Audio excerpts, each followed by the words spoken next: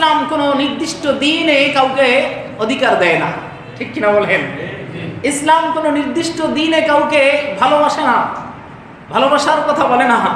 ইসলাম শুধু 14ই ফেব্রুয়ারি ভালোবাসার কথা বলে না। ইসলাম বলে সব সময় সব জায়গায় যার যতটুকু ভালোবাসা দরকার সে ভালোবাসাকে দিতে হবে, ভালোবাসতে হবে, ঠিক কিনা বলেন? দিন আগে আন্তর্জাতিকভাবে একটি দিবস পালিত হয়েছে, আমরা কম বেশি সবাই জানি। সেই দিবসটির নাম কি? শ্রমিক দিবস। ينال الله لحومها ولا دماؤها আল্লাহ সুবহানাহু ওয়া তাআলার দরবারে অসংখ্য শুকর ও সুজুদ যে আল্লাহ সুবহানাহু ওয়া তাআলা আমাদেরকে পৃথিবীর মধ্যে সর্বোত্তম জায়গা মসজিদে তার মহান হুকুম পবিত্র জুমার নামাজ আদায়ের উদ্দেশ্যে আগে আগে আসার বসার তৌফিক দান করেছেন। এজন্য অন্তরে অন্তঃস্থল থেকে শুকরিয়া জ্ঞাপন করছি, আলহামদুলিল্লাহ। লক্ষ কোটি তার চেয়ে অনেক অনেক বেশি দরুদ ও সালাম প্রিয় নবী মুহাম্মদুর রাসূলুল্লাহ সাল্লাল্লাহু আলাইহি ওয়াসাল্লামের উপর। আল্লাহ সুবহানাহু ওয়া তাআলা যাকে আজ থেকে ১,৫০০ বছর আগে গোটা কুল কায়নাতের জন্য রহমত স্বরূপ প্রেরণ করেছেন, আল্লাহ সুবহানাহু ওয়া তাআলা আমাদেরকে যার উম্মত হিসেবে কবুল করেছেন, এজন্য আবারও শুকরিয়া জ্ঞাপন করছি, আলহামদুলিল্লাহ। সম্মানিত সুধী, ইসলাম একটি কমপ্লিট কোড অফ লাইফ, পূর্ণাঙ্গ জীবন ব্যবস্থা। ইসলাম সবসময় মানুষের কোন কাজটায় বেশি উপকার হয়, মানুষের অধিকার কিভাবে সংরক্ষণ করা হয় সে বিষয়টা বেশি লক্ষ্য রেখেছে। ইসলামে এমন কোনো বিষয় নেই যে বিষয়ে আলোচনা করা হয়নি। এজন্য ইসলামকে পূর্ণাঙ্গ জীবন বিধান বলা হয়। Islam is complete code of life. ইসলাম শান্তির ধর্ম, ইসলাম সর্বশ্রেষ্ঠ ধর্ম। মুসলমান হিসাবে আমরা তো এটা বিশ্বাস করতেই হবে বা করি, মানি। আজ অন্যান্য অনেক ধর্ম এবং ধর্মগ্রন্থেও তারা ইসলামের নবী মুহাম্মদ সাল্লাল্লাহু আলাইহি ওয়াসাল্লামকে সর্বশ্রেষ্ঠ মহামানব, সর্বশ্রেষ্ঠ মানুষ হিসাবে স্বীকৃতি দিয়েছেন। যদিও তারা তাদের ধর্মকে শ্রেষ্ঠ ধর্ম বলে থাকে, নিজেরা দাবি করে তাদের ধর্ম শ্রেষ্ঠ, কিন্তু সব ধর্মের বিশেষজ্ঞরা, স্কলাররা তারা আমার নবীকে শ্রেষ্ঠত্বের জায়গায় বসিয়েছেন, বলেন আলহামদুলিল্লাহ। শ্রেষ্ঠ নবীর আনিত দিন ইসলাম, বিধান, শরিয়া, এটাই কি শ্রেষ্ঠ হবে কিনা? হ্যাঁ, নাকি বৌদ্ধ, তারপরে এই যারা আছে, যারা পৃথিবীতেই অনেক বিতর্কিত স্বধর্মেই, তাদের আনিত ধর্ম কি শ্রেষ্ঠ হবে, নাকি মুহাম্মদ সাল্লাল্লাহু আলাইহি ওয়াসাল্লাম যাকে সব ধর্মের স্কলাররা স্বীকৃতি দিয়েছেন, শ্রেষ্ঠ বলে ঘোষণা করেছেন, চরিত্রের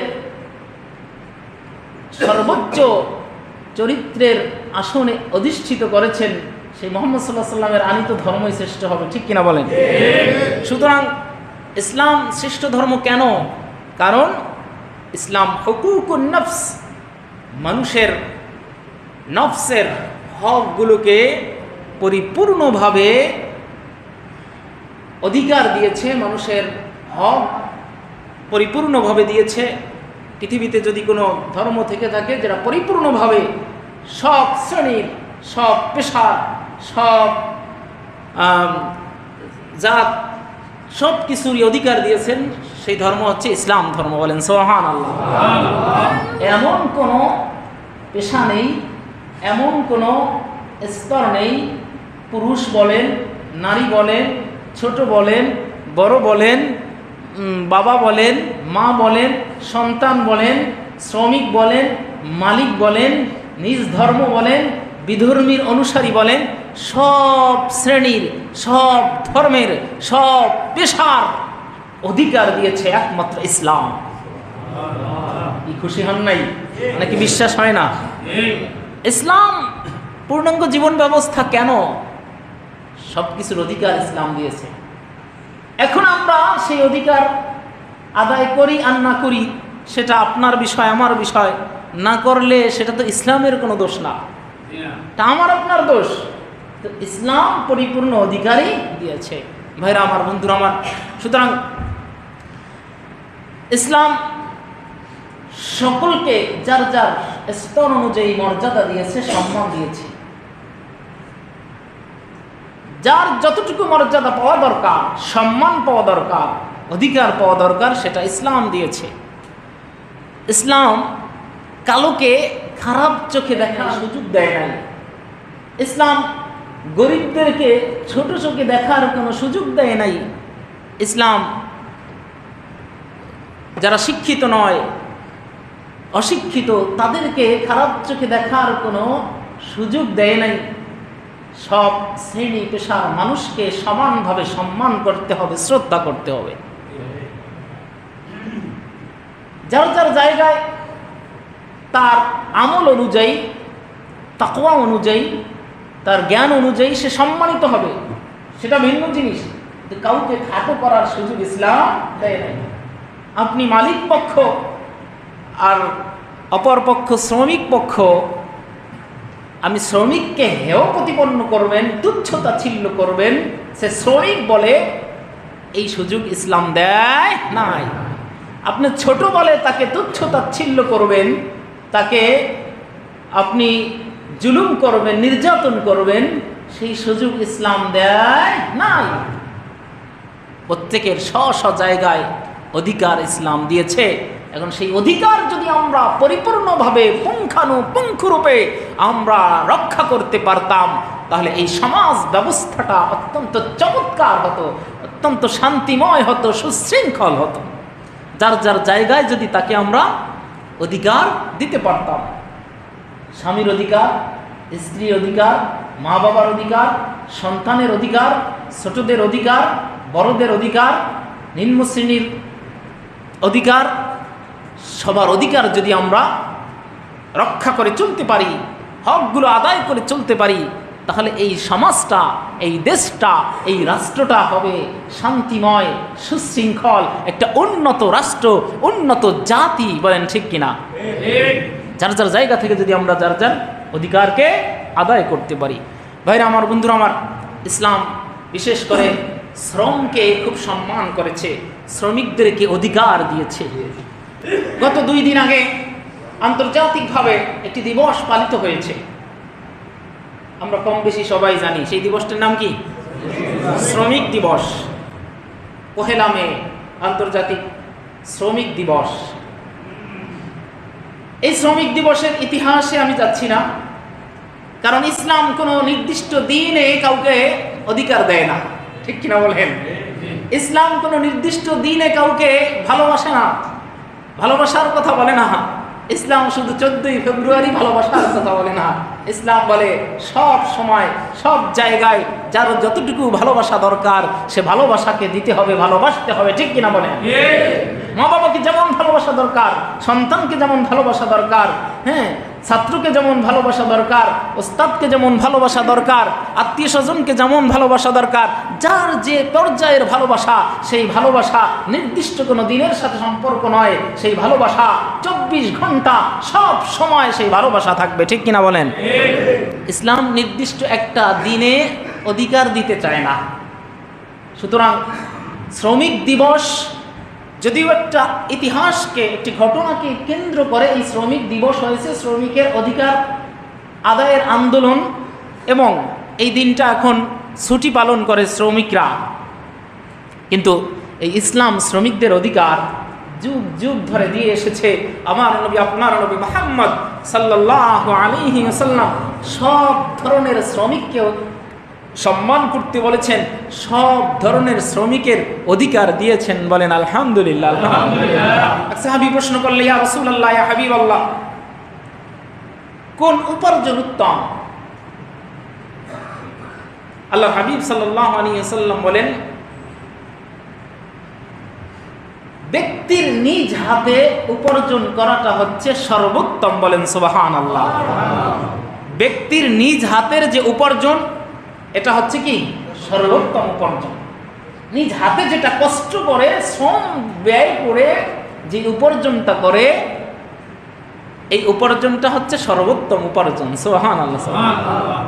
দেখেন আল্লাহ রাসূল সাল্লাল্লাহু আলাইহি ওয়াসাল্লাম এখানে কাদের পক্ষ নিলেন? কথা বলে না, বলতেন যে যে খুব একেবারে কোনো কষ্ট ছাড়াই, হ্যাঁ, একেবারে বিনা কষ্টে কম পুঁজিতে বেশি ব্যবসা করবে, তার ব্যবসাটাই তো বেশি উত্তম, কষ্ট নাই। কিন্তু না, আল্লাহ রাসূল সাল্লাল্লাহু আলাইহি ওয়াসাল্লাম এখানে সাধারণ খেটে খাওয়া গরিব শ্রমিক শ্রমজীবী মানুষের পক্ষে আল্লাহ হাবিব সাল্লাল্লাহু আলাইহি ওয়াসাল্লাম বললেন উত্তম উপার্জন হচ্ছে নিজ ব্যক্তির নিজ হাতের উপার্জন। সুবহানাল্লাহ। তা আমাদের সমাজে কিছু মানুষ সরাসরি যে শ্রমটা দিচ্ছে, সরাসরি যে কায়িক শ্রমটা দিচ্ছে, এই মানুষগুলোকে আল্লাহ রাসূল সাল্লাল্লাহু আলাইহি ওয়াসাল্লাম এদের উপার্জনকে শ্রেষ্ঠ উপার্জন বলেছেন। সুবহানাল্লাহ। আমি আপনি অনেকে তাদের উপর ভর করে উপার্জন করি, তাদের শ্রমকে তাদের কষ্টকে পুঁজি করে কষ্টের মাধ্যমে আমরা উপার্জন করি, কিন্তু তাদের উপার্জনটা সরাসরি তাদের শ্রমের মাধ্যমে হচ্ছে। সুবহানাল্লাহ। আপনি একটা প্রতিষ্ঠানের মালিক, আপনি একটা কারখানার মালিক, আপনি কি করেন? অফিস করেন, খাতা কলমে আসেন যান, দেখাশোনা করেন, আপনি মেধা দেন, এখানে আপনি উপার্জন করেন। সরাসরি আপনি শ্রম দিয়ে উপার্জন করেন না, কারণ আপনার যত কাজ আছে, আপনার যে মেধাকে আপনি ব্যয় করেন, সেই মেধার কৌশল, আপনার পরিকল্পনাটা বাস্তবায়ন করে এই শ্রমিকরা, এবং তাদের মাধ্যমেই কিন্তু আপনি উপার্জনটা করছেন। আর ওই শ্রমিকরা সরাসরি তাদের শ্রমটা দিচ্ছে। আল্লাহ হাবিব সাল্লাল্লাহু আলাইহি ওয়াসাল্লাম এই নিজ হাতে উপার্জনকে কি বললেন? শ্রেষ্ঠ উপার্জন বললেন। আরেকটা জিনিসকে আল্লাহ রাসূল শ্রেষ্ঠ উপার্জন বলছেন, সেটা হচ্ছে যারা সৎভাবে ব্যবসা করে। বলেন সুবহানাল্লাহ। সৎভাবে যারা ব্যবসা করে তাদেরকে আল্লাহ রাসূল সাল্লাল্লাহু আলাইহি ওয়াসাল্লাম তাদের উপার্জনকে শ্রেষ্ঠ উপার্জন বলেছেন। সুতরাং আল্লাহ হাবিব সাল্লাল্লাহু আলাইহি ওয়াসাল্লাম প্রথমে কিন্তু সাধারণ শ্রমজীবী মানুষের অধিকার দিলেন যে উত্তম উপার্জন হচ্ছে নিজ হাত দ্বারা বান্দা ব্যক্তি যে উপার্জনটা করে। শুধু তাই নয়, আল্লাহ রাসূল সাল্লাল্লাহু আলাইহি ওয়াসাল্লাম ইসলামের নবী, প্রিয় নবী মুহাম্মদ সাল্লাল্লাহু আলাইহি ওয়াসাল্লাম যে অধিকার শ্রমিককে দিলেন, আল্লাহ রাসূল বলেন উতুল আজীরা আজরাহু ক্বাবলা আন ইয়াজিফা আরাকাহ। উতুল আজীরা আজরাহু ক্বাবলা আন ইয়াজিফা আরাকাহ। তোমরা শ্রমিকের প্রতিদান দিয়ে দাও তার ঘাম শুকানোর পূর্বেই। বলেন সুবহানাল্লাহ। আর কোনো ধর্মে এরকম শ্রমের পক্ষে আছে কিনা?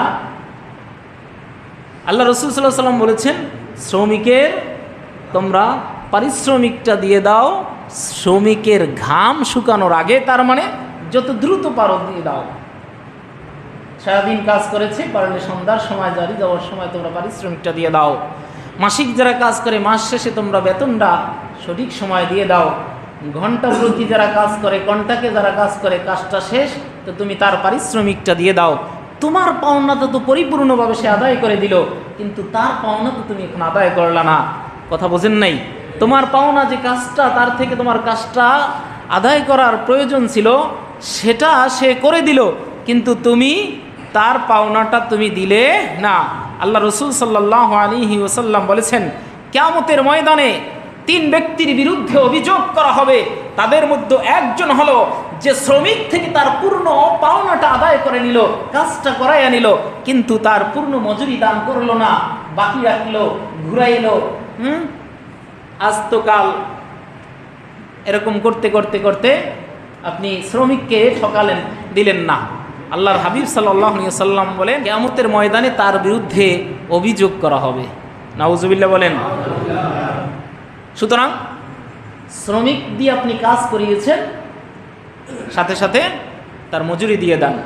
হ্যাঁ, একান্ত যদি আপনার দিতে না পারেন, সেটা তার অনুমতিক্রমে আপনি সময় নেন, সে যদি রাজি হয়, সে যদি রাজি না থাকে, কষ্ট থাকে, কারণ এটা এমনি ধার দেওয়ার না, অন্য লেনদেন না, কারণ এটা হচ্ছে তার পরিশ্রম।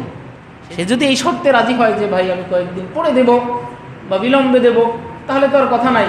কিন্তু সে যদি রাজি না থাকে, তাহলে আপনার বাকি রাখার কোনো সুযোগ নাই। আপনি যেভাবেই পারেন তার শ্রমের পারিশ্রমিক তাকে দিতেই হবে। আমাদের সমাজে তো মনে হয় এরকম লোক নাই যে শ্রমিক দিয়ে কাজ করায় আমরা কেউ ঘুরাই না। হ্যাঁ, আছে এরকম? আমাদের এলাকার লোকজন আমরা সবাই ভালো। খবরদার, স্পষ্ট আল্লাহ রসুল বলেছেন কিয়ামতের ময়দানে তার বিরুদ্ধে অভিযোগ করা হবে। কাজ করানোর পরে তাকে ঘুরানো যাবে না। সুতরাং দেখেন দ্বিতীয় কি অধিকারটা আল্লাহ রসুল সাল্লাল্লাহু আলাইহি সাল্লাম দিলেন, ওয়াতুল আজির আজরাহু ক্বাবলা আন ইয়াজিফা আরাকুহু, শ্রমিকের পারিশ্রমিক ঘাম শুকানোর আগেই দিয়ে দাও। সুবহানাল্লাহ, সুবহানাল্লাহ। এমনিভাবে আল্লাহর হাবিব সাল্লাল্লাহু আলাইহি ওয়াসাল্লাম শ্রমজীবী মানুষকে বা শ্রমিকদেরকে অনেক মর্যাদা দিয়েছেন। বিস্তারিত আলোচনা যাচ্ছি না। ইসলাম শ্রমিককে পূর্ণাঙ্গ মর্যাদা দিয়েছে। এখন আমি আপনি সেটা যদি আদায় না করি, এটা আমার আপনার ব্যর্থতা। ইসলাম সব শ্রেণীর মানুষকে সম্মান দিয়েছে, কোনো পেশাকে ছোট করে দেখার সুযোগ নাই। খবরদার, আজকে শপথ না, মানুষ কেউ স্বয়ং সম্পূর্ণ নয়। আমি আপনি কেউ স্বয়ং সম্পূর্ণ নই। আমি আরো একদিন হয়তো এই বিষয়ে আলোচনা করেছিলাম, কোনো বছর কেন, আমরা কেউ স্বয়ং সম্পূর্ণ নই। কোনো পেশার মানুষকে বাঁকা চোখে দেখার, ছোট চোখে দেখার কোনো সুযোগ নাই। এখন আপনি দেখেন কি দেখেন না, আপনার কথাবার্তায় তার আচরণে প্রমাণ পাবে। আপনি তার প্রতি আরো সহানুভূতি, শ্রদ্ধা, সম্মান নিয়ে কথা বলতে হবে, কারণ আপনাকে সে অনেক উপকার করে দিচ্ছে। আমাদের সমাজে কত শ্রেণী পেশার মানুষ চোখের সামনে, বলেন, চোখ দিয়ে যদি তাকায়, এখান দিয়ে যদি বের হয়, কত শ্রেণী পেশার মানুষ আছে। বের হইলেই দোকানদার আছে, স্থায়ী দোকান আছে, ভ্যানে বিক্রি করে আছে, হকার আছে, রিক্সাওয়ালা আছে, আছে না নাই? আছে। আবার ভ্যারাইটিস দোকান। এখন আপনি অনেক কোটি টাকার সম্পদের মালিক, কোটি টাকার সম্পদ। আপনি তো অচল, আপনি তো এক পা সামনে এগোতে পারবেন না যদি সব শ্রেণী পেশার মানুষকে আপনার সহযোগী, আপনার ভাই মনে না করেন। ইন্নামাল মুমিনুনা ইখওয়া, পরস্পরের ভাই। একজন রিক্সাওয়ালাও আমার ভাই, একজন শ্রমিক আমার ভাই, একজন অটোওয়ালা আমার ভাই, একজন দোকানদার আমার ভাই। যে যা বিক্রি করুক না কেন, যে মাথায় নিয়ে ফেরি করে বিক্রি করুক, সেও আমার ভাই। একজন সুইপার আমার ভাই, একজন কাজের মহিলা, কাজের লোক আমার ভাই, একজন কাজের মেয়ে আমার মেয়ে, একজন কাজের মহিলা আমার বোন। সুতরাং কাউকে ছোট করে দেখার সুযোগ নাই, কারণ আমি তার উপর ডিপেন্ডেন্ট। আপনি নিজে সব কিছু করতে পারেন না। সুতরাং তাকে আল্লাহ তাআলা তার মাধ্যমে আপনাকে স্বয়ং সম্পূর্ণ করছেন, তার মাধ্যমে আপনাকে পরিপূর্ণ করছেন, জীবনের চলাকে সহজ করছেন। সুতরাং তার প্রতি আপনি সম্মান দেখাবেন না। এ ভাই, টাকা দিয়ে সব কিছু করা যায়? টাকা দিয়েই সব কিছু করা যায়?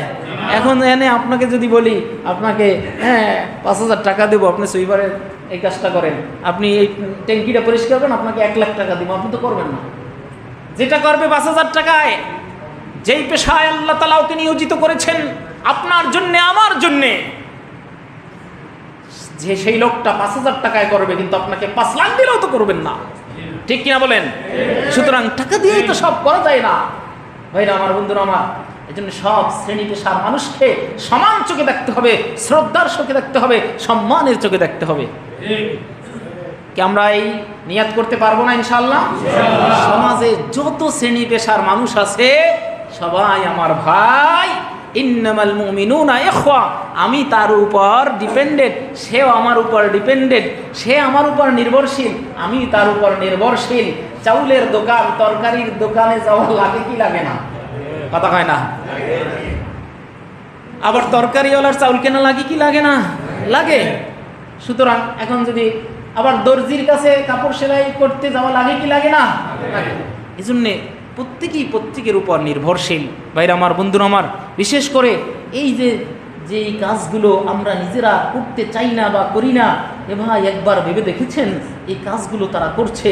আপনার করার দায়িত্ব ছিল আপনার নিজের, কিন্তু টাকার বিনিময়ে হোক, যে কোনো বিনিময়ে হোক, আল্লাহ সুবহানাহু ওয়া তাআলা তার মাধ্যমে আপনার এই কাজটা করিয়ে দিচ্ছেন। আপনি কি একবারও ভেবেছেন এই কাজটা আমার করার দরকার ছিল, কিন্তু সেও মানুষ, আমিও মানুষ, সেও রক্তে মাংসে গড়া মানুষ, আমিও মানুষ, সেও আশরাফুল মাখলুকাত, আমিও আশরাফুল মাখলুকাত, সেও একজন পুরুষ, আমি একজন পুরুষ, সেও পূর্ণাঙ্গ একজন হাত পাওয়ালা, চোখওয়ালা, কানওয়ালা একজন মানুষ, আমিও মানুষ, কিন্তু আমি এই কাজটা করব না বা করতে চাই না, সে কেন এই কাজটা করবে?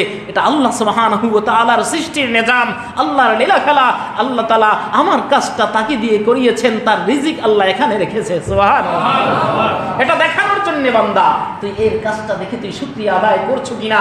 কারণ তোকে দিয়ে যদি এই ব্যবসা, এই পেশাটা যদি তোকে দিতাম তাহলে কেমন হতো?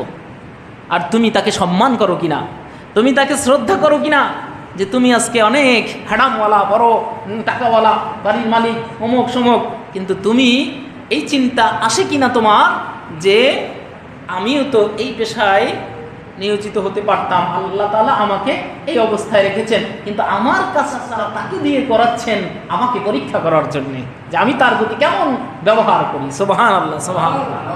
ভাইরা আমার, বন্ধুরা আমার, মনে থাকবে তো ইনশাআল্লাহ? আমরা পথে ঘাটে দেখি যে যত রাগ আর যত শক্তি আর ক্ষোভ দেখাই আমরা দুর্বল মানুষের সাথে, দুর্বল মানুষের সাথে দেখাই। হয়তো একজন রিক্সাওয়ালা, নয়তো একজন দিনমজুর, নয়তো একজন দারোয়ান, তাদের সাথে দেখাই, বলবে আর কি করবে আমারে। খবরদার, খবরদার, আল্লাহর কাছে তোমার চেয়ে ওই একজন দারোয়ান রিক্সাওয়ালার দাম অনেক অনেক অনেক বেশি। যদি তোমার মধ্যে আল্লাহর ভয় না থাকে, তোমার মধ্যে যদি তাকওয়া না থাকে, তোমার মধ্যে যদি দিনদারিতা না থাকে, তোমার মধ্যে যদি ন্যায় আর ইনসাফ না থাকে, তোমার আল্লাহর কাছে কোনো মূল্য নেই, কোনো মূল্য নেই। একজন দারোয়ান, একজন রিক্সাওয়ালা, একজন সুইপার, একজন কাজের বেটির যে মূল্য আল্লাহর কাছে আছে। সুতরাং শিক্ষা নিতে হবে। খালি শ্রমিক দিবস, শ্রমিক দিবস পালন করি, নেতারা পালন করি, অমুক পালন করি, সমুক পালন করি, কিন্তু এখান থেকে শিক্ষা নেই না যে শ্রমিক দিবস পালন করলাম, শ্রমিক দিবসেই কত শ্রমিকরা নির্যাতিত হয়, ঠিক কিনা বলেন? শ্রমিক দিবসে নির্যাতিত হয় কি হয় না? হয় না। আমরা অনেক সময় লক্ষ্য করি না, আমি কিন্তু ঠিকই সরকারি ছুটিটা ভোগ করলাম, আমি কিন্তু ঠিকই আমার সব সুযোগ সুবিধা আমি নিয়ে নিলাম, আদায় করলাম, কিন্তু আমার অধীনস্থ যারা, তাদের দিকে আমি লক্ষ্য করি না। আমার উপরের দিকে দেখি, আমার সুযোগ না দিলে উপরে খোসাই, কিন্তু আমার নিচের লোককে সুযোগ দিতে চাই না। এমন লোক আছে না নাই? আছে না নাই? যদি বলে আজকে তো শ্রমিক দিবস, আজকে তো একটু যদি ছুটি দিতেন, তোমার আর কিসের শ্রমিক দিবস, তুই আর কি শ্রমিক? হ্যাঁ, এরকম কথাও শোনা যায়। বাস্তবতা বলতেছি, বাস্তবতা। তোমার আর কিসের ছুটি? তাদেরও মানুষ, তাদেরও সংসার, তাদের সব কিছু আছে। খবরদার, খবরদার। হ্যাঁ, নিজের দিকে লক্ষ্য রাখলেই হবে না। আপনি নিজের অনেক বিষয় তার উপর প্রয়োগ করেন না, সমস্যা কি? আবার তার অনেক বিষয় আপনার উপর প্রয়োগ করেন। এটাই ইসলাম, এটাই আমার নবী, আপনার নবী মুহাম্মদ সাল্লাল্লাহু আলাইহি ওয়াসাল্লাম আমাদেরকে শিক্ষা দিয়েছেন। ভাইরা আমার, বন্ধুরা আমার, কোনো পেশাকেই ছোট করে দেখা যাবে না। সমাজে অনেক শ্রেণী পেশার মানুষ আছে, এই পেশাগুলো যদি না থাকতো তাহলে আমরা অসহায় হয়ে পড়তাম। কি হয়ে পড়তাম? অসহায় হয়ে পড়তাম। আমার কথা কি আপনারা বুঝতেছেন? কি রাগ করতেছেন? হ্যাঁ, হুজুর সব খালি শ্রমিকদের পক্ষে বলতেছে। কি আমরা প্রত্যেকেই কোনো না কোনোভাবে শ্রমিক, প্রত্যেকেই কোনো না কোনোভাবে কি শ্রমিক। কোন স্টেজ আছে, ক্যাটাগরি আছে, ক্লাসিফিকেশন আছে। ভাইরা আমার, বন্ধুরা আমার, সুতরাং প্রত্যেকেই, শুরুতে বলেছি, প্রত্যেকেই প্রত্যেকের জায়গা থেকে যদি আমরা সকলের অধিকারকে আদায় করে দেই, তাহলে সমাজটা কি হয়ে যাবে? সুন্দর হয়ে যাবে, সুশৃঙ্খল হয়ে যাবে।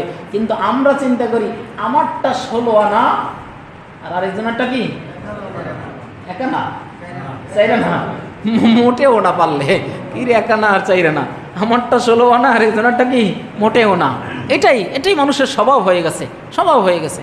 ভাইরা আমার, বন্ধুরা আমার, একবার চিন্তা করবেন, আপনি মাসে ইনকাম করেন 50, 60, 70 হাজার টাকা, আপনার অধীনস্থ একজন মানুষ ইনকাম করে 10,000 টাকা, একজন কাজের লোক, বা আপনি 500 টাকা দেন মাসে, 800 টাকা 700 টাকা দেন, হ্যাঁ 10 ঘরে সে কাজ করে, এই মাত্র কয় টাকা? বা একবার চিন্তা করেন, তারও 3-4 জন সন্তান আছে, বা তারও ফ্যামিলিতে 5 জন মেম্বার আছে, আপনার ফ্যামিলিতে 5 জন মেম্বার আছে, আপনি এই 60-70 টাকা দিয়ে চলতে, 70,000 টাকা দিয়ে চলতে আপনার হিমশিম খেতে হয়। সেই 5 জন মেম্বার নিয়ে মাত্র 8-10 হাজার টাকা নিয়ে চলে। এই যে সহানুভূতিটা, যে আল্লাহ তাআলা যদি আমি এখন 8-10 হাজার ইনকাম করতাম, আমার যে কি কষ্টটা হতো, এই অনুভূতিটাই আল্লাহ দেখবেন। এই সহমর্মিতাটা আপনি তার উপরে প্রকাশ করলেন এবং তার উপরে অনেক এহসান করলেন, এটাই আল্লাহ দেখবেন। এই বিষয়টা মনে রাখা যাবে না ইনশাআল্লাহ? এই বিষয়টা মাথায় রাখা যাবে না ভাইরা আমার, বন্ধুরা আমার? এই রাসূল সাল্লাল্লাহু আলাইহি ওয়াসাল্লামের যুগে অনেক ধরনের পেশা ছিল। পেশা যে কোনোটা গ্রহণ করতে, হালাল পেশা গ্রহণ করতে কোনো দ্বিধা করা উচিত নয়। আমাদের সমাজের টেন্ডেন্সিটা এমন হয়েছে, আমরা একটু শিক্ষিত হয়ে গেলেই, আমরা একটু এডুকেটেড পারসন হয়ে গেলেই আমরা অনেক কিছু করতে পারি না। এটা আমাদের বাংলাদেশের সামাজিক ব্যর্থতা, সামাজিক ব্যর্থতা। একজন কৃষক যদি এডুকেটেড পারসন হয়, এগ্রিকালচারের উপর অনার্স মাস্টার্স করে যদি একজন কৃষক হয়, তাহলে দেশ উন্নত হবে কি হবে না? হবে কি হবে না? হবে। আরে ভাই, এখন তো এমন প্রযুক্তি আসছে, সব তখন অটো, সব অটো। একজন ড্রাইভার যদি কামেল পাস হয়, কথার কথা, তো ওই ড্রাইভার কি রাস্তায় উল্টাপাল্টা করবে? একজন ড্রাইভার, সমস্যা কি? ড্রাইভার এটা একটা কত বড় খেদমতের জায়গা, কত বড় দায়িত্বের জায়গা, চিন্তা করা যায়। অথচ এই সেক্টর, পরিবহন সেক্টর, এই সেক্টরগুলোকে আমরা এমনিতেই একটু নেগলেক্ট করি বা একটু নাক ছিটকাই। গাড়ি ছাড়া আমরা চলতে পারি, ড্রাইভার ছাড়া চলতে পারি বলেন? কিন্তু এই পরিবহন সেক্টর সবাই দিনদারিতে, আমি দেখছি সমাজের এই পরিবহন সেক্টরের মানুষের মধ্যে দিনদারিটা একটু কম, স্বাভাবিকভাবে। কারণ এটা একটা জগৎ। এই হেল্পার বলেন, ড্রাইভার বলেন, আবার যারা এগুলো শুনবেন রাগ করেন না, হ্যাঁ, যদি কোনো ড্রাইভার হেল্পার শুনে থাকে, বাস্তবতা দেখতেছি। কারণ একটা যে তাদের জগৎ, অন্যরকম একটা জগৎ। এই মসজিদ এলাকা, এই মহল্লার জগৎ এক জগৎ, হ্যাঁ, এক একটা জগৎ, এক একটা জগৎ। কিন্তু এই পরিবহন, এরা মনে হয় যেন একটা ভিন্ন জগৎ। আমি বাস্তবতার আলোকে যেটা বলতেছি, বিশেষ করে বাস, ট্রাক, এগুলোর ক্ষেত্রে তারা মনে করে কি মদ না খাইলে, সিগারেট না খাইলে বলে গাড়িই চালাইতে পারে না, হ্যাঁ, এরকম অনেক কথা আমরা শুনি। ভাইরা আমার, বন্ধুরা আমার, একটা ড্রাইভার যদি শিক্ষিত হয়, সে রাস্তার কোনো বিধান লঙ্ঘন করবে না, সে সচেতন হবে, সব সময় সে পথে ঘাটে আল্লাহকে স্মরণ করবে, ভালো দিকগুলোই সে ফলো করবে। একজন ড্রাইভারের কি দায়িত্ব! আমি মাঝে মাঝে যখন রাত্রে গাড়িটা যায়, সামনে যদি বসি, দেখি সব মানুষগুলো ঘুমোচ্ছে। এই নিশি রাতে একটা মানুষ এতগুলো মানুষের দায়িত্ব নিয়ে সে রাস্তায় গাড়ি চালাচ্ছে। চিন্তা করা যায় তার কতটুকু আল্লাহ হওয়া উচিত। এতগুলো মানুষের দায়িত্ব নিয়ে সে যাচ্ছে। সুতরাং কোনো পেশাই কি নয়, ছোট নয়। এই বিষয়টা আমাদের লক্ষ্য রাখতে হবে। কারণ আল্লাহ রাসূল সাল্লাল্লাহু আলাইহি ওয়াসাল্লামের যুগে নানান ধরনের পেশা ছিল। নবী রাসূলগণ নানান পেশায় তারা নিযুক্ত ছিলেন। বিভিন্ন নবী বিভিন্ন পেশায় নিযুক্ত ছিলেন। যেমন জাকারিয়া আলাইহিস সালাম, তিনি কানা জাকারিয়া নাজ্জারান, জাকারিয়া আলাইহিস সালাম কাঠমিস্ত্রি ছিলেন, সুবহানাল্লাহ, নাজ্জার। এরপরে আদম আলাইহিস সালাম, তিনি হাল চাষ করেছেন। আদম আলাইহিস সালাম কি করছেন? হাল চাষ করেছেন। নূহ আলাইহিস সালাম, তিনিও মিস্ত্রি ছিলেন, হ্যাঁ, কিস্তি বানিয়েছেন, নৌকা বানিয়েছেন। কি আল্লাহ সুবহানাহু ওয়া তাআলা আদেশ করেছেন, নূহ নৌকা বানাও। বললো, আল্লাহ আমি তো নৌকা বানাই, কীভাবে বানাবো? শুরু করে দাও। শেখানোর দায়িত্ব, হ্যাঁ, পরিপূর্ণ করার দায়িত্ব আমার। নূহ আলাইহিস সালাম কি নৌকা বানানো শুরু করে দিয়েছেন। হ্যাঁ, ওয়াসনাইল ফুলকা বিআইনিনা ওয়া ওয়াহইনা ওয়া লা তুখাতিবনি ফিল্লাযিনা যালামু, যে তুমি নৌকা বানাও আমার নির্দেশে এবং আমার নির্দেশনায়। এই নৌকা, পুরো নৌকাটা বানাইছেন আল্লাহর তত্ত্বাবধানে, সুবহানাল্লাহ। এই নৌকা বানিয়েছেন ইদ্রিস আলাইহিস সালাম। এরপরে তিনি দর্জি ছিলেন। কে? ইদ্রিস আলাইহিস সালাম দর্জি ছিলেন, কাপড় সেলাই করতেন, সুবহানাল্লাহ। কি এখন যারা কাপড় সেলাই করে দর্জি, যদি বলেন আমরা সব সেলাই বন্ধ, আমাদের এই পেশা ভালো পেশা না, সুতরাং দর্জিকে কেউ করবো না, তাহলে তো সেলাই ছাড়া কাপড় পরা লাগবে, কি হয়তো নিজেই দর্জি হওয়া লাগবে, না হয় সেলাই ছাড়াই পরা লাগবে। ইব্রাহিম আলাইহিস সালাম তিনি রাজমিস্ত্রি ছিলেন। সুবহানাল্লাহ, রাজমিস্ত্রি ছিলেন বলতে এই নবী রাসূলদের পবিত্র কোরআনুল কারীম এবং সিরাতের কিতাবগুলোতে, হাদিসে নবী রাসূলদের এই তাদের জীবনী ঘাটলে দেখা যায় অনেক আলোচনা যে কে কি ছিলেন। এই ছিলেন বলতে আজীবনী যে এটা করছেন বিষয়টা এমন না, যে তারা প্রয়োজনে এই কাজটাও করেছেন। তারা তো আসছে আল্লাহর দিকে মানুষকে দাওয়াত দিতে, ইসলামের দাওয়াত দিতে, তাওহীদ রিসালাতের দাওয়াত দিতে এসেছে মানুষকে। তারা কি আজীবন যদি দর্জিগিরি করে এই পেশায় থাকে, তাহলে দাওয়াত দিবে কখন? যে নবী রাসূলগণ কোন পেশা গ্রহণ করতে প্রয়োজনে কোনো লজ্জাবোধ করেন নাই, দ্বিধাবোধ করেন নাই। আমার আপনার যদি যে কোনো পেশা গ্রহণ করতে হয়, তাহলে কিসের এত লজ্জাবোধ, কিসের এত দ্বিধাবোধ? আবার সমাজে যেই যে পেশা গ্রহণ করুক না কেন, তাকে সম্মানের চোখে দেখতে হবে, শ্রদ্ধার চোখে দেখতে হবে। এটাই বর্ণনা করা এই কোরআন হাদিসের উদ্দেশ্য। বলেন সুবহানাল্লাহ। ইব্রাহিম আলাইহিস সালামকে আল্লাহ তাআলা বললেন তুমি কাবা নির্মাণ করো। এখন কাবা নির্মাণ করে, এখন আমার যদি কোন যে আপনি একটা বিল্ডিং বানান, আমার দ্বারা সম্ভব হইবে? যদি আমি ট্রেনিং থাকে বা একজন কন্ট্রাক্টর যদি আশা করে বানান, আমি আসি, শিখাই দেবো, দেখাই দেবো, তাহলে সাহস করা যায়। আল্লাহ সুবহানাহু ওয়া তাআলা ইব্রাহিম আলাইহিস সালামকে বলছেন কি, আপনি কাবা নির্মাণ করেন। ইব্রাহিম আলাইহিস সালাম কি করলেন? বাবা আর ছেলে দুইজন মিলে কাবা নির্মাণ করা শুরু করে দিলেন। এখন যদি এই অভিজ্ঞতা আর সেই যোগ্যতা না থাকে, কাবা ঘর বানানো শুরু করতে এখন যে মাপে আছে, সুবহানাল্লাহ বলেন। হ্যাঁ, পৃথিবীতে আল্লাহ এমন কিছু রেখে দিয়েছেন সৃষ্টির শুরু থেকে এই পর্যন্ত, এখন হুবহু সেই নিদর্শনগুলো আছে পৃথিবীতে। তারপরও মানুষ কেন আল্লাহকে অস্বীকার করে? আল্লাহ তাআলা কোরআনে যা বলেছেন, আল্লাহ রাসূল হাদিসে যা বলেছেন, তার সব কিছুই বাস্তবে আছে। কোরআনে কাবার কথা আছে, যে জায়গার কথা আছে, মক্কার কথা আছে, তুর পাহাড়ের কথা আছে, সেই তুর পাহাড় আছে, জুদি পাহাড়ের কথা আছে, সেই জুদি পাহাড় আছে। সব কিছু কোরআনে যা আছে সুন্দরভাবে আছে। আজ থেকে হাজার হাজার হাজার বছর আগের ইনফরমেশন কোরআন যা দিয়েছে এখনও সমহিমায় ভাস্বর সেইগুলো আছে। তা কাবা যেই জায়গাটা এখন আছে, আল্লাহ সুবহানাহু ওয়া তাআলা বললেন যে কাবা নির্মাণ করো। সাইয়্যিদুনা ইব্রাহিম আলাইহিস সালাম সন্তান ইসমাঈল আলাইহিস সালাম দুজন মিলে কি করলেন? কাবা নির্মাণ করলেন। কি দিয়ে? পাথর দিয়ে। হ্যাঁ, পাথর। এই যে রাজমিস্ত্রির কাজ প্রয়োজন হয়েছে, কি ইব্রাহিম আলাইহিস সালাম করছেন। এখন বললেন আল্লাহ লোক দাও, 100 শ্রমিক দাও, আমি বৈশা চেয়ারে বৈশা থাকি, অর্ডার করি আর করুক। ইব্রাহিম আলাইহিস সালাম কি এটা বলছে নাকি নিজেই করছে আর সাথে নিয়ে নিছে ছেলেকে? সুবহানাল্লাহ, সুবহানাল্লাহ। বাপ ছেলে দুইজন কি নবী, বাবা ছেলে দুইজনই কি নবী। নবী হয়ে সে নিজ হাতে এই কাবাকে নির্মাণ করলো, এর সে সম্মানের আর কিছু হতে পারে? ভাই আমার বন্ধুরা আমার, সেটা আল্লাহ কোরআনে বলেছেন, ওয়া ইয়ারফাউ ইব্রাহিমুল কওয়াইদা মিনাল বাইতি ওয়া ইসমাঈল রব্বানা তাকাব্বাল মিন্না ইন্নাকা আনতাস সামিউল আলিম। এই যে আল্লাহ তাআলা কোরআনে বলছেন, সুলাইমান আলাইহিস সালাম, দাউদ আলাইহিস সালাম, এরা বিচারের কাজ করেছেন, ফসলের কাজ করেছেন, এরা বিভিন্ন জিনিস উৎপন্ন করেছেন। দাউদ আলাইহিস সালাম লৌহ বর্ম উৎপন্ন করেছেন। সুবহানাল্লাহ। দাউদ আলাইহিস সালাম লৌহ বর্ম, লোহা দিয়া অস্ত্র তৈরি করেছেন। সুবহানাল্লাহ, সুবহানাল্লাহ। দাউদ আলাইহিস সালাম পুরো দেশের শাসক ছিলেন, বাদশা ছিলেন, অথচ সে নিজ হাতে উপার্জন করেছেন। ওয়ালান্না লাহুল হাদিদ, আল্লাহ তাআলা কোরআনুল কারীমে বলেছেন, আমি দাউদের জন্য লোহাকে নরম করে দিয়েছিলাম। সুবহানাল্লাহ। দাউদ আলাইহিস সালামের মুআজিজা ছিল সে লোহাকে যেমন ইচ্ছা তেমন করতে পারতেন। সুবহানাল্লাহ, সুবহানাল্লাহ। তো সেগুলো দিয়ে সে অস্ত্র বানাইতেন, বর্ম তৈরি করতেন।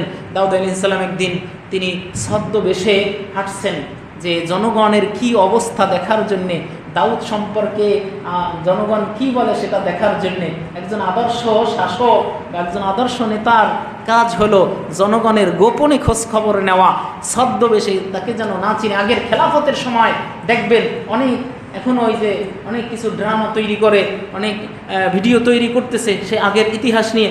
দেখবেন যে সেই খলিফারা খেলাফতের শাসন ব্যবস্থায় তারা ছদ্মবেশে বাজারে দেখতো, বাজার নিয়ন্ত্রণ করার জন্য ঘুরতো, দলবল নিয়ে বুঝতে দিত না। বডিগার্ড নিয়ে, দলবল নিয়ে, মন্ত্রী এমপি নিয়ে সুন্দর করে গোপনে হাঁটতো, গিয়া দাম করতো, দেখতো কত চাই, উল্টাপাল্টা হইলে সাথে সাথে অ্যাকশন শুরু করে দিত। তো দাউদ আলাইহিস সালাম জনগণের খবর নিচ্ছেন এবং জনগণ দাউদ সম্পর্কে কি বলে সেটা দেখার জন্যে। তো আল্লাহ সুবহানাহু ওয়া তাআলা, জনগণ তো সবাই ভালো বলতেছে, দাউদ সুন্দর দেশ পরিচালনা করছেন। আল্লাহ তাআলা জিবরিল আলাইহিস সালামকে পাঠিয়ে দিলেন একজন সাধারণ জনগণের বেশে। জিবরিলের সাথে যখন দেখা, জিবরিল তো মানুষ হিসেবে, তখন দাউদ বললেন যে দাউদ কেমন শাসন কার্য পরিচালনা করছে, দেশ কেমন পরিচালনা করছে। তো ওই মানুষ সুরাতে জিবরিল আলাইহিস সালাম বললেন যে দাউদ সুন্দরভাবেই দেশ পরিচালনা করছেন, সব কিছুই ঠিক আছে, তবে সে যদি রাষ্ট্রীয় কোষাগার থেকে ভাতা না নিয়ে নিজ হাতে উপার্জন করে সে জীবন নির্বাহ করতো, আরো সুন্দর হইতো। সুবহানাল্লাহ বলবেন না? হ্যাঁ, তো একজন শাসক রাষ্ট্রীয় কোষাগার থেকে নির্দিষ্ট ভাতা নিবে, এটা স্বাভাবিক, এটা জায়েজ, এটা বৈধ, কারণ সে দেশের মানুষের সেবা করছে, দেশ পরিচালনা করছে, তার ব্যাপারটা তো রাষ্ট্র দেখবে, জনগণ দেখবে, এটা দায়িত্ব। এজন্য সমাজের এমন কিছু পদ আর এমন কিছু আছে যার বেতন সরকার দিবে, হ্যাঁ, এবং জনগণের মাধ্যমে দিবে। এই যে সরকার এত কর্মচারী সরকারি, এই টাকাগুলো সরকার দিচ্ছে না, সরকার কোত্থেকে দিচ্ছে? কথা বলে না জনগণ। আমাদের দায়িত্ব, কারণ আমাদের সেবায় তারা নিয়োজিত। এদেশের পুলিশ প্রশাসন, আর্মি, র্যাব, বিডিআর, সরকারি কর্মকর্তা, এই যে মেম্বার থেকে শুরু করে councillor, member, chairman, MP, mayor, মন্ত্রী, এই বেতনগুলো কে দেয়? কোনো কোম্পানি দেয়? কোনো ফ্যাক্টরির মালিক দেয়? সরকার দেয়। আর সরকার পায় কোথায়? জনগণ থেকে। এটা দায়িত্ব, এটা সরকার থেকেই তাকে দিতে হবে। আর এক্ষেত্রে অপচয়ের তো কোনো সুযোগই নাই। অপচয় করার কোনো সুযোগ আছে? দেখেন, হ্যাঁ, ওমর রাদিয়াল্লাহু তাআলা আনহুর জীবনী দেখলে আমরা কত ঘটনা পাই। যাই হোক, দাউদ আলাইহিস সালামকে তখন এই কথা বলা হলো, সুবহানাল্লাহ সুবহানাল্লাহ, দাউদ আলাইহিস সালাম তারপর থেকে রাষ্ট্রীয় কোষাগার থেকে ভাতা নেওয়া বন্ধ করে দিল। সুবহানাল্লাহ, আরো জোরে বলেন না সুবহানাল্লাহ। এই জন্যে কোরআনুল কারীমে দাউদ আলাইহিস সালামের এই ব্যাপারে আল্লাহ তাআলা আলোচনা করেছেন এবং আল্লাহ রাসূল বলেছেন, ওয়া ইন্না নাবিয়্যাল্লাহি দাউদ আলাইহিস সালাম কানা ইয়াকুলু মিন আমালি ইয়াদিহি। আর দাউদ নবী আলাইহিস সালাম তিনি তার নিজ হাতে উপার্জনের মাধ্যমে তিনি জীবিকা নির্বাহ করতেন। বলেন সুবহানাল্লাহ সুবহানাল্লাহ।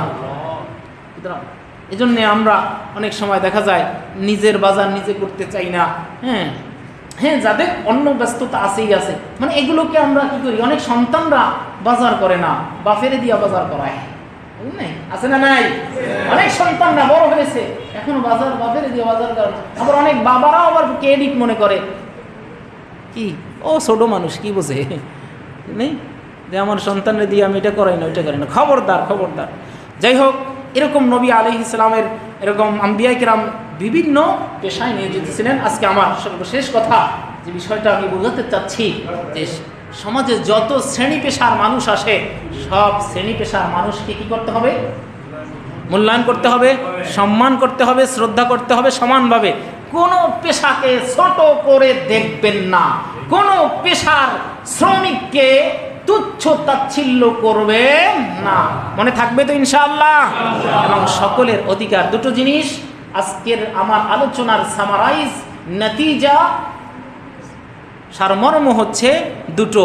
একটা হলো কোনো পেশায় নয়, তুচ্ছ নয়, কোনো পেশায় অবহেলিত নয়, সব পেশার মানুষকে সম্মান করতে হবে, শ্রদ্ধা করতে হবে সমানভাবে। 2 নাম্বার, শ্রমিকদের অধিকার যার যার অবস্থান থেকে পরিপূর্ণভাবে আদায় করতে হবে।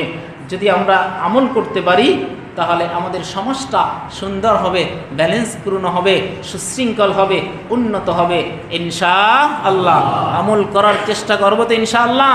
ইনশাআল্লাহ ইনশাআল্লাহ।